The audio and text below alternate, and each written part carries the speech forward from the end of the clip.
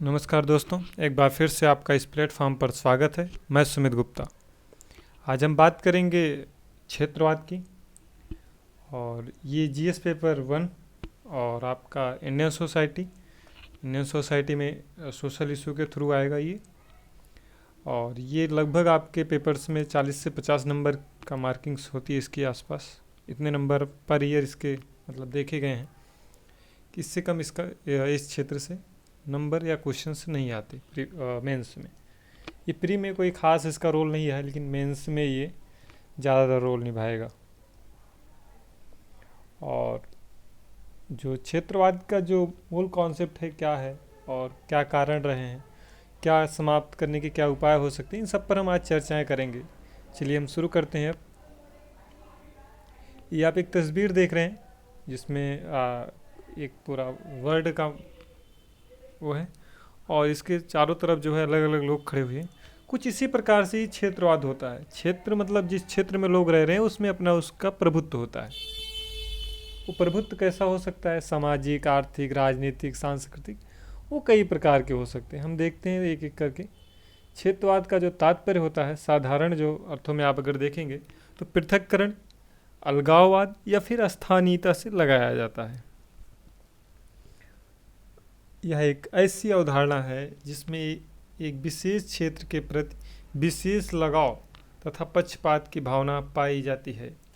यानी कि आप अगर किसी ग्रामीण क्षेत्र में होंगे तो आप देख सकते हैं कि जिस ग्रामीण समुदाय में जिस चीज़ को लेकर के एक विशेष जो है अगर महत्व अगर डेवलप हो जाता है या किसी चीज़ से लगाव हो जाता है तो लोग जो है पक्षपात की भावना उनमें जो है पाई जाती है। और इनके दो रूप हैं। अगर ये जो क्षेत्रवाद है इसके भी कई सारे रूप हो सकते हैं, जो मेन माना जाता है दो हैं। दो में भी कौन है हम आपको चर्चाएं अभी करके दिखाते हैं। पहला कारण है कि निवासियों द्वारा, यानी कि जो आप नागरिक होता है वो कैसे जो है अपने स्थान पर ही जो है कैसे क्षेत्रवाद को जो है जन्म देता है। निवासियों द्वारा अपने क्षेत्र विशेष को अधिक महत्व देना, यानी कि जिस क्षेत्र में जो कोई व्यक्ति रह रहा है उस क्षेत्र को बहुत महत्व देता है। महत्व किस चीज़ से देगा? वो सामाजिक रूप से देगा, यानी कि वहाँ के जो समाज के रीति रिवाज, जो परंपराएं वगैरह होंगी उन सबको बहुत ज़्यादा अन्य क्षेत्रों से बहुत ज़्यादा महत्व देता है। आर्थिक रूप से महत्व मतलब यहाँ पे ये है कि वहाँ पे जो रिसोर्सेज पाए जा रहे हैं, जो संसाधन हैं, जैसे कोयला हो गया, कोई तांबा हो गया, कोई सोना, फिर अलग अलग चीज़ें जो भी वहाँ पे पाई जा रही हैं उस क्षेत्र विशेष में, उसका जो है वो जो है महत्व जो है ज़्यादा देते हैं। राजनीतिक कारण, राजनीति तो आप जानते ही हैं कि हर जगह इन्वॉल्व है, बगैर राजनीति का तो कुछ हो ही नहीं सकता। तो राजनीति सबसे ज़्यादा महत्वपूर्ण या फिर प्ले रोल करती है किसी भी चीज़ में। तो यहाँ पर भी राजनीति का जो रोल है हम आपको दिखाएंगे कैसे जो है राजनीतिज्ञों के द्वारा कैसे क्षेत्रवाद को बढ़ावा दिया जा रहा था। सांस्कृतिक हित, यानी कि आप पूर्वोत्तर के राज्यों में जाएं तो देखिए वहाँ पे सांस्कृतिक रूप से कितनी सारी उनकी परंपराएं हैं, तो वो उसके बचाने के लिए जो है वो और जो है अन्य क्षेत्रों से अपने क्षेत्रों को बहुत ज़्यादा महत्व या फिर प्राथमिकता देते हैं वो लोग। या सर्वोच्च क्षेत्र के रूप में देखते हैं, यानी कि उसको प्राथमिकता दे रहे हैं या फिर सर्वोच्च क्षेत्र अपने आप को मान रहे हैं। तो कहीं ना कहीं जो है ये लगातार जो है क्षेत्रवाद को जन्म देने का कारण बना रहा है। जो दूसरा कारण है वो राष्ट्रीय स्तर पर है, यानी कि एक राष्ट्र जब दूसरे राष्ट्र से जब तुलना करता है, अपने राष्ट्र अपने आप को बहुत ऊपरी स्तर पर रखता है और दूसरे राष्ट्र को नीचे दबाने की कोशिश करता है, तो उस क्षेत्र विशेष को अपने महत्व देने का मतलब यहाँ पे है कि जो आपने स्थानीय स्तर पे किया था, जो जनता ने किया था, वही जो है जनता ने राष्ट्रीय स्तर पर एक राष्ट्र से दूसरे राष्ट्र में जो है कन्वर्ट करने में ये चीज़ों को देखा गया। कई बार एक ही जो है जो राष्ट्रीय होते हैं उसमें भी दो टुकड़े हो जाते हैं, तो कहीं ना कहीं इसमें भी क्षेत्रवाद को आप देख सकते हैं। जबकि विस्तृत या व्यापक वैज्ञानिक अर्थों में कुछ विद्वानों का मानना है कि क्षेत्रवाद का तात्पर्य भौगोलिक क्षेत्र के संसाधनों का विकास इस प्रकार से हो जाए कि वहाँ के लोगों में जो सामूहिक हित, लक्षणों, आदर्शों का विकास हो जाए तो उसे क्षेत्रवाद कहते हैं। यानी कि जब किसी एक क्षेत्र विशेष में जो है भौगोलिक क्षेत्र जो भी हो, आप बहुत अच्छी तरीके से परिचित होंगे भौगोलिक क्षेत्र क्या होता है। अगर नहीं होता तो आप जान सकते हैं एक छोटा सा एग्जाम्पल के थ्रू कि आपका जो गांव का एरिया होगा, उस गांव का एरिया का जहाँ तक जो बॉर्डर लगता है ना, वो पूरा आपका भौगोलिक क्षेत्र में आएगा। उसी भौगोलिक क्षेत्र कहते हैं यहाँ पे। उस भौगोलिक क्षेत्र में जो भी संसाधन पाए जाएंगे, यानी कि जो पेड़ पौधे, खनिज संसाधन जो भी पाए जा रहे हैं, उनका विकास जो इस प्रकार से हो जाए कि वहाँ के लोगों जो हैं उनका जो सामूहिक हित है और उनका जो लक्षण है आदर्शों का जो है विकास हो जाए, यानी कि उनके जो सामूहिक हित हैं, यानी कि उस विशेष क्षेत्र में रहने वाले का जो हित है वो एक हो जाए और सबका जो है आदर्श जो है कोई एक हो जाए, तो और क्षेत्रवाद का जो है विकास हो जाएगा वहाँ पे। क्योंकि जिसको भी उन लोग आदर्श अपना बनाएंगे वो जो है अपने हित के लिए जो है फिर जो है दूसरों पर जो है वो थोपित करेगा। भारत में क्षेत्रवाद को अधिकांशतः जो है संकुचित अर्थों में देखा जाता है, यानी कि जो संकुचित अर्थ का मतलब यहाँ पे वही है कि जो मैंने पहले स्टेप में बताया था स्थानीय स्तर पर, वही है यहाँ पे। यहाँ राष्ट्रीय स्तर पे बहुत कम पाया जाता है, जो देश की एकता एवं अखंडता के लिए सबसे बड़ी चुनौती है। यानी कि जो अधिक जो संकुचित विचारधारा के लोग हैं, जो स्थानीय स्तर पर जो है क्षेत्रवाद को जो जन्म दे रहे हैं, वो कहीं ना कहीं जो है राष्ट्रीय एकता या फिर अखंडता के लिए बड़ी चुनौती बन गई है। जैसे आप देखते होंगे, कभी आप सुने होंगे कि मुंबई केवल मराठियों के लिए है, और ये कॉन्सेप्ट का मतलब यहाँ पे जो है यही है कि जो मुंबई के लोग हैं वो सिर्फ वहाँ पे मराठी ही रहेंगे, वहाँ पे कोई यूपी का नहीं जा सकता, कोई बिहार का नहीं जा सकता। तो क्या होगा, कहीं ना कहीं जो है क्षेत्रवाद को तो बढ़ावा मिल रहा है यहाँ पर। अगर एक जगह से दूसरी जगह कोई ट्रेवल नहीं करेगा तो हमारा जो आर्टिकल नंबर 19 है, 19 उसका कहीं ना कहीं उल्लंघन हो जाएगा, और जब उसका उल्लंघन हो जाएगा तो कहीं ना कहीं ये देखा जाएगा फिर, तो फिर समाज की जो एकता अखंडता है उनमें भी कहीं ना कहीं प्रभाव ये पड़ेगा। फिर क्षेत्र के संकुचित अर्थ को दर्शाते हैं, और यही कारण है कि भारत में जो है क्षेत्रवाद का जो है एक नकारात्मक के रूप में, यानी कि निगेटिव के रूप में देखा जाता है, जो राष्ट्रीय एकता के लिए वही कुल मिला के है। इसमें भी भारत में क्षेत्रवाद के विभिन्न स्वरूप पाए जाते हैं, जिनमें से अंतर्राज्यीय क्षेत्रवाद और अंतर्राज्यीय क्षेत्रवाद और बहुराज्यीय क्षेत्रवाद। यहाँ पे जो ये तीन वर्ड हैं इनका अपना अलग अलग मतलब है। हम पहले को जान लेते हैं कि अंतर का क्या मतलब होता है। यानी कि किसी एक राज्य में आप जो अलग जो है राज्य की मांग करना, जो क्षेत्रीय हितों पर आधारित होता है, उसे ही अंतर क्षेत्रीय या फिर अंतर जो है राज्य क्षेत्रवाद कहते हैं जो है। जैसे एग्जाम्पल के तौर पर आप देख सकते हैं झारखंड, उत्तराखंड, छत्तीसगढ़, ये सब जो राज्य बने कहीं ना कहीं जो है इनमें जो है अंतर क्षेत्रवाद का जो है कारण जो है रहा है। उसके बाद हम अंतर्राज्यीय अगर क्षेत्रवाद का या फिर बहुराज्यीय क्षेत्रवाद का दोनों कॉन्सेप्ट देखें तो क्या है इसका कि जब जो है दो राज्य या फिर आपसी हितों के लिए जो है आपस में संघर्षरत रहते हैं तो अंतर्राज्यीय क्षेत्र हो जाता है, या फिर बहुराज्य क्षेत्र हो जाता है। यानी कि जब उसमें 2 से या 3 राज्य इन्वॉल्व हो जाएं तो बहुराज्यीय हो जाता है, और जब 2 ही राज्य आपस में जो करते रहें तो फिर जो है वो अंतर्राज्यीय होता है। और अंतर का जो मतलब होता है यहाँ पे, जो पहले का जो कॉन्सेप्ट है वो खुद के ही राज्य में 2 टुकड़े हो जाना, ये यहाँ पे तीनों का कॉन्सेप्ट था। क्षेत्रवाद का विशेषताएं क्या हो सकती हैं? सबसे बड़ी बात तो पहली यही विशेषता होगी कि यह जो है संकीर्ण मनोवृत्ति का सूचक है। यानी कि जब क्षेत्रवाद का जब बढ़ावा मिलेगा तो कहीं ना कहीं जो एक क्षेत्र के लोग हैं उन्हीं का अपना विकास होगा, और फिर बाकी लोगों का विकास कहीं ना कहीं बाधित होगा, और जो उनकी सोचने समझने की जो क्षमताएं हैं कहीं वही समाज के लोगों तक ही सीमित रह जाएगी। क्षेत्रीय स्वशासन या पृथककरण का महत्व देता है। यानी कि जब क्षेत्र में जब एक क्षेत्र छोटे छोटे क्षेत्र अगर बनते चले जाएंगे तो वहाँ पे अपना अपना उन लोगों का शासन होता चला जाएगा। यानी कि जैसे ग्राम प्रधान एक स्वशासन का एग्जाम्पल है, एक छोटे से टुकड़े पर प्रतिनिधित्व करता है, तो पृथककरण की जो महत्व है ये बढ़ता चला जाएगा। फिर राष्ट्रीय राज्य क्षेत्र के पृथक होने की मांग बढ़ करता है, यानी कि जो एक देश से दूसरे देश बनने की जो कॉन्सेप्ट है वो भी कहीं ना कहीं बढ़ेगा इससे। स्थानीय जो क्षेत्र हैं उन्हें भक्ति या फिर क्षेत्रीय श्रेष्ठता भावना को महत्व देते हैं।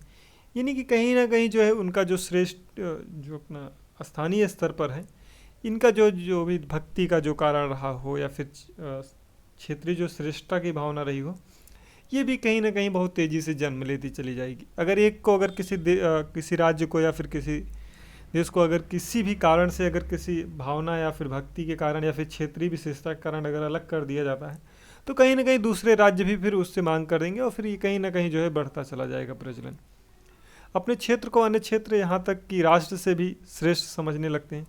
यानी कि जो उनका क्षेत्र है वो पूरे राष्ट्र में सबसे ज़्यादा जो है अच्छा है, ये लोग कहने लग जाते हैं। तो कहीं ना कहीं ये भी जो है क्षेत्रीय जो है विशेषता का एक कारण हो जाता है। क्षेत्रीय संस्कृति के आधार पर जो है सामाजिक सांस्कृतिक राजनीतिक आंदोलन का जन्म हो जाता है। यानी कि कई बार आप जो संस्कृति को बचाने के लिए उसमें राजनीतिक लोग इन्वॉल्व हो जाते हैं, और फिर वो राजनीतिक आंदोलन एक प्रकार से जन्म लेता चला जाता है। और अगर हम देखें तो क्षेत्रवाद के कारण क्या क्या रहे हैं, तो सबसे पहला कारण है सामाजिक कारण।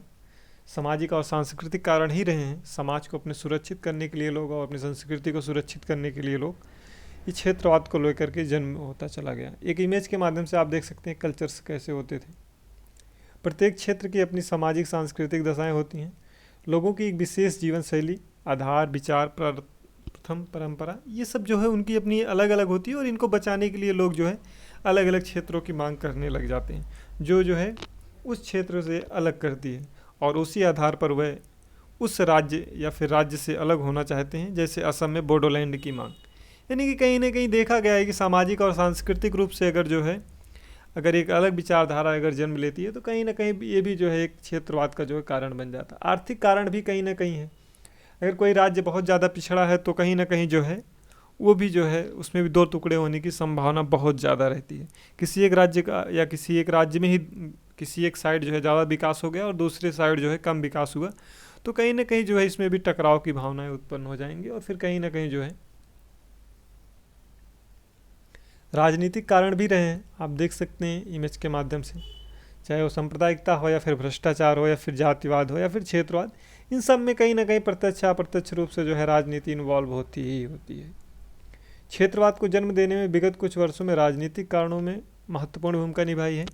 इसमें राजनीतिक हित की भूमिका बहुत महत्वपूर्ण रही है। यानी कि राजनीतिक व्यक्ति जो होते हैं उनका अपना एक हित होता है, बगैर वो किसी हित के किसी को जो है कोई भी कार्य नहीं करते, कि उनका चुनाव लड़ने का भी अपना एक हित होता है। और आज तो चुनाव जो है एक बाजार की तरह हो गया है, जितना पैसा इन्वेस्ट करोगे उतना जल्दी जो है उसमें कामयाब हो जाओगे। तो कहीं ना कहीं समाजवाद, जो समाज सेवा की भावना थी वो कहीं ना कहीं कम होती चली गई है। इस पर हमने एक लेक्चर्स लिया है, आप देख सकते हैं एक राजनीतिज्ञों के अंदर कैसे जो है अपराधियों का राजनीतिकरण हो गया, फिर राजनीति में जो है अपराधी प्रवृत्तियों कैसे बढ़ते चले गए, आपको प्लेलिस्ट में मिल जाएगा। क्योंकि जब क्षेत्रीय राजनीतिक दलों की जब महत्वाकांक्षा बड़े क्षेत्रों में पूरी नहीं होती, यानी कि कोई बड़ा भौगोलिक क्षेत्र है और उसमें कई सारे दल हैं जो है, तो किसी एक दल को उसमें प्रभुत्व नहीं मिल पाता तो वो अपना दल जो है वो एक छोटे से टुकड़े के साथ वो अपना प्रभुत्व स्थापित करने की कोशिश करता है।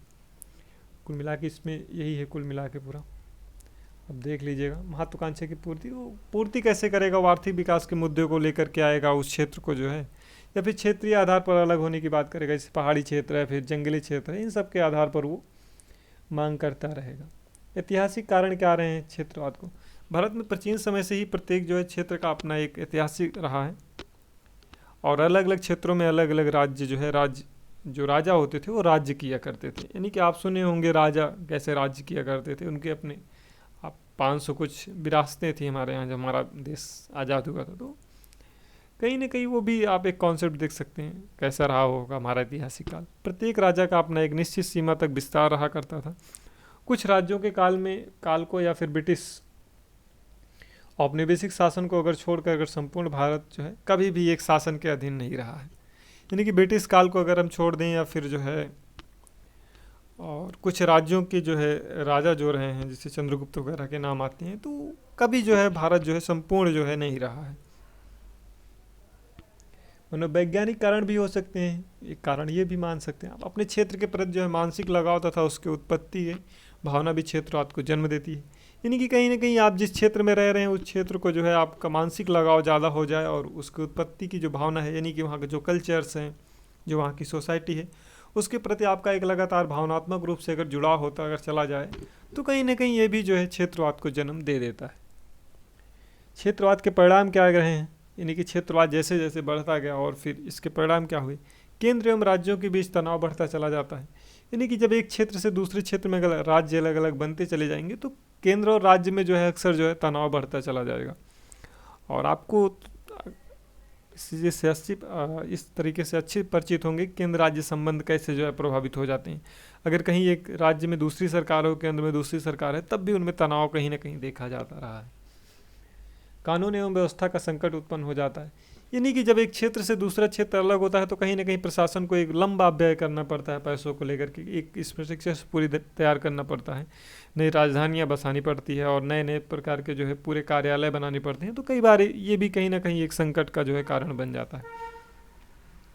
और कहीं दंगे फसाद हो गए तब भी जो है बहुत ज़्यादा कानून और व्यवस्था के लिए जो है समस्याएं हो जाती हैं।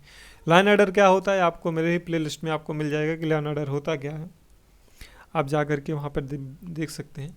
आर्थिक विकास जो है बाधित होता है, यानी कि जो आपका इकोनॉमिक डेवलपमेंट है वो कहीं ना कहीं बाधित हो जाएगा जो है।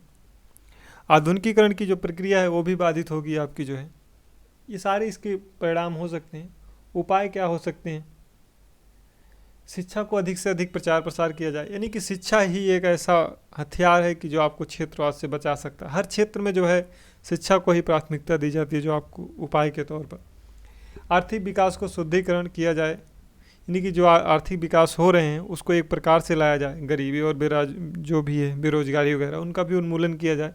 ऐसा ना हो कि कोई एक समुदाय या फिर कोई एक क्षेत्र जो है बेरोजगारी में ग्रसित रहे और एक क्षेत्र जो है बहुत तेज़ी से विकास कर जाए, तब भी कहीं ना कहीं क्षेत्रवाद को जन्म दे जाएगा। फिर समाज में एकता स्थापित करने के लिए तथा निम्न एवं मध्यम वर्ग के लिए स्टार्टअप, स्टैंड अप जैसी योजनाओं को आगे बढ़ाना भी इतिहास सीख रहा है। ये सब जो कारण रहे हैं, इन सब को आप देख सकते हैं। अगर इन सब उपायों को अगर पालन किया जाए, स्टैंड अप या स्टार्टअप जैसी योजनाओं को अगर तेज़ी से अगर इन्वॉल्व किया जाए, तो कहीं ना कहीं जो है लोगों में अगर रोजगार अगर डेवलप्ड हो गया तो फिर कहीं ना कहीं जो क्षेत्रवाद की भावना है वो बहुत कमज़ोर होती चली जाएगी। और आज बहुत अच्छे तरीके से आप समझ सकते हैं बहुत कम होता चला गया है। और आने वाले समय में अगर रोजगार अगर सभी को मिल गया तो फिर अच्छे तरीके से मतलब ये जो क्षेत्रवाद का कॉन्सेप्ट है वो धीमे धीमे समाप्त होता चला जाएगा। और ये वीडियो आपको अगर अच्छा लगे तो like and share and subscribe करना आप ना भूलें। और हम शुरू कर रहे हैं जो है एक नया सीरीज जो है जिसमें हम बात करेंगे जो है इंडियन इकोनॉमी की। इंडियन इकोनॉमिक की एनसीईआरटी जो इंडियन इकोनॉमिक डेवलपमेंट है उस पर हम पूरी लेक्चर सीरीज लेकर के आ रहे हैं। आज से हो सकता है शुरू हो जाए या फिर कल से शुरू करेंगे इसको लेकर के। आप इसमें भी अपना योगदान दें, यानी कि लाइक शेयर एंड सब्सक्राइब करना और ज़्यादा से ज़्यादा लोगों के पास आप शेयर करें। हम बहुत जल्द जो है करंट अफेयर पर भी अपनी एक सीरीज लेकर के आएंगे जिसमें डेली हम करंट अफेयर की बात करेंगे, एडिटोरियल डिस्कशंस करेंगे हम। और यह वीडियो पूरा आपका देखने के लिए धन्यवाद। IAS and PCS exam related information and study आपका भी गूगल पर भी आप सर्च कर सकते हैं अभी से आप।